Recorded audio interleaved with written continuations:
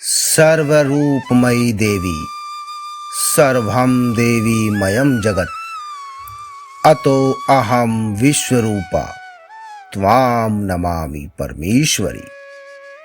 अर्थात ये सारा संसार शक्ति रूप ही है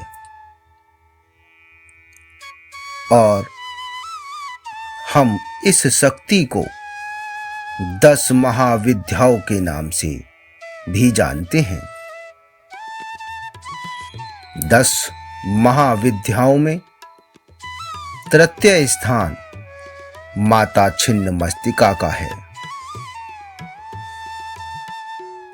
जो छिन्नमस्ता या छिन्नमस्तिका या प्रचंड चंडिका के नाम से भी जानी जाती है। माता छिन्नमस्तिका के हाथ में अपना ही कटा हुआ सिर है तथा दूसरे हाथ में खड्ग है। माता का स्थान यूं तो हर मंदिर, हर जिला, हर प्रांत में स्थित है, लेकिन झारखंड की राजधानी रांची से करीब 80 किलोमीटर की दूरी पर रजरप्पा में माता छिन्नमस्तिका देवी का मंदिर स्थित है। ये मंदिर शक्ति पीठ के रूप में काफी विख्यात है। असम में स्थित मां कामाख्या मंदिर को दुनिया की सबसे बड़ी शक्ति पीठ कहा जाता है, जबकि दुनिया की दूसरी सबसे बड़ी शक्ति पीठ रजरप्पा में स्थित मां छिन्नमस्तिका का मंदिर है।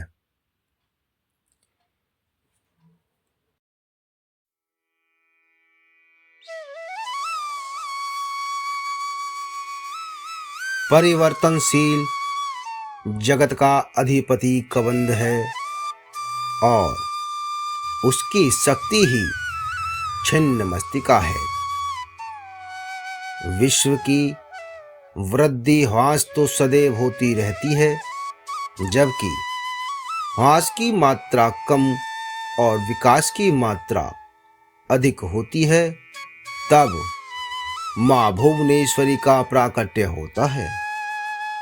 इसके विपरीत जब निर्गम अधिक और आगम कम होता है, तब मां छिन्नमस्तिका का प्राधान्य होता है।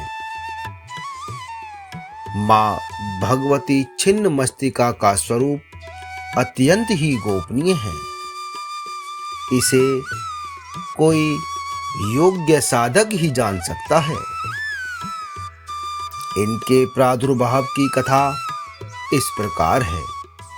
एक बार मां भगवती भवानी अपनी सहचरी जया और विजया के साथ मंदाकिनी में स्नान करने के लिए गईं। स्नानोपरांत क्षुधाग्नि से पीड़ित होकर वे कृष्णवर की हो गईं। उस समय उनकी सहचारियों ने उनसे कुछ भोजन करने के लिए मांगा। तब देवी ने उनसे कुछ समय प्रतीक्षा करने के लिए कहा। थोड़ी देर प्रतीक्षा करने के बाद पुनः सहचारियों ने भोजन के लिए निवेदन किया। तब मां ने उनसे कुछ देर और प्रतीक्षा करने के लिए कहा। इस पर सहचारियों ने मां देवी से विनम्र स्वर में कहा कि मां तो अपने शिशुओं को भूख लगने पर अविलंब भोजन प्रदान करती है। आप हमारी उपेक्षा क्यों कर रही हैं? बार बार हमसे प्रतीक्षा करने के लिए क्यों कह रही हैं? अपनी सहचार्य के मधुर वचन सुनकर कृपामयी माँ ने अपनी खड्ग से अपना सिर काट दिया। कटा हुआ सिर माँ के बाएं हाथ में आ गिरा और उनके कबंध से अर्थात शीश कटने के बाद रक्त की उस स्थान से 3 धाराएं प्रवाहित हुईं, जिसमें उन्होंने 2 धाराओं को अपनी सहचारियों की ओर प्रवाहित कर दिया।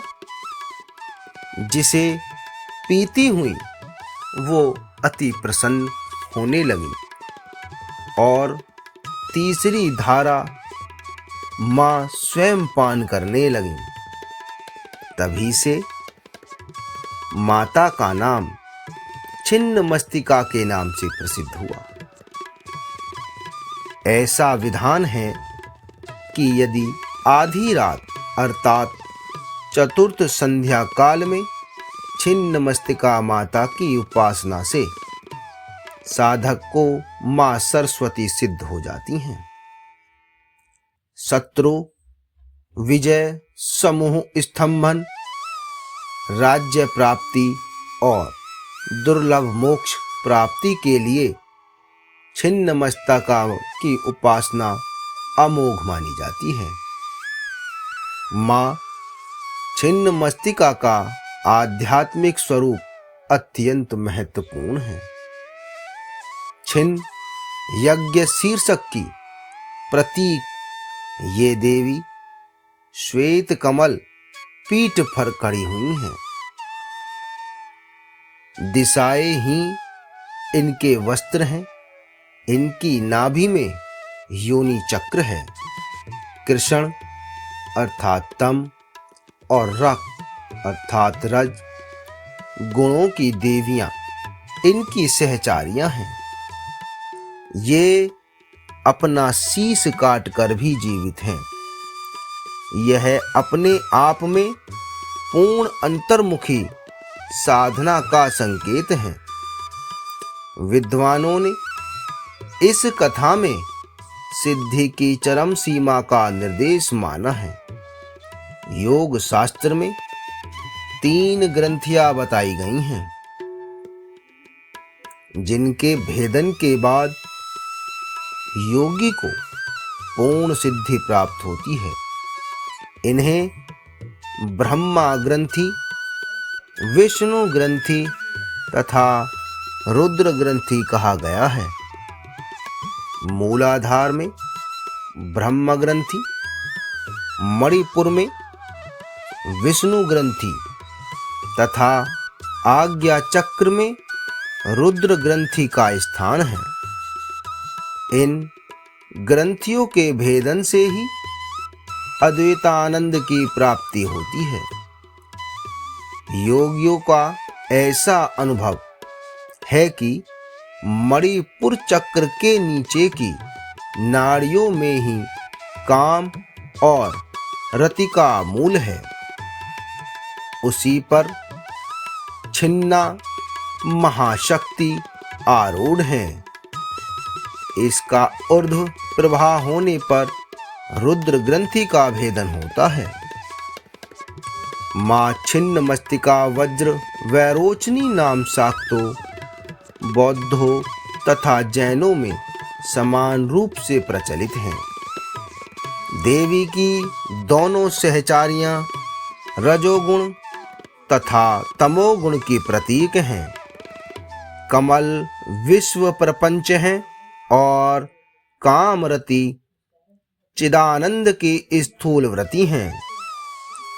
बृहदारण्यकई अश्वशिर विद्या, शाक्तों की हयग्रीव विद्या तथा गणपतियों की छिन्न शीर्ष गणपति का रहस्य भी छिन्नमस्ता से ही संबंधित है। हिरण्यकश्यपु, वैरोचन आदि छिन्नमस्तका के ही उपासक थे। इसलिए इन्हें वज्र वैरोचनिया कहा गया है। वैरोचन अग्नि को कहते हैं। अग्नि के स्थान मणिपुर में छिन्नमस्तका का ध्यान किया जाता है और वज्र नाड़ी में इनका प्रभाव होने से इन्हें वज्र वैरोचनिया कहते हैं। श्री भैरव तंत्र में कहा गया है कि इनकी आराधना से साधक जीव भाव से मुक्त होकर शिव भाव को प्राप्त कर लेता है।